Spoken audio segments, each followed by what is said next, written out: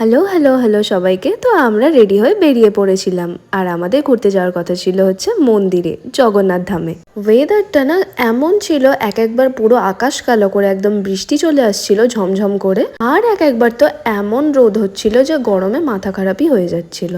তো আমরা গল্প করতে করতে ঢুকে পড়েছি জগন্নাথ ধামে। আর দেখো মন্দিরটা কি সুন্দর, আর চারপাশটা এত সুন্দর লাগছিল।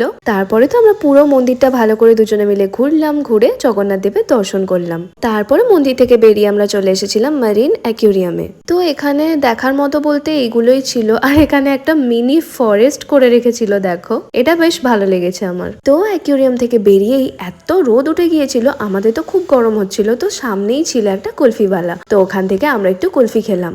তোমরাও যদি কখনো দীঘাতে গিয়ে অ্যাকুয়ারিয়ামে যাও তো এর থেকে নিশ্চয়ই কুলফি খেও, কারণ দারুণ টেস্টি ছিল কুলফিটা। দীঘাতে আমি যতগুলো কুলফি খেয়েছি সবার থেকে এটাই বেশি টেস্টি ছিল, আর উপরে না পুরো চকলেট সিরাপ দিয়ে দিচ্ছিল। এখন এখানেই এন্ড করছি, নেক্সট পার্টে দেখাবো লাঞ্চে কি কি খেয়েছিলাম।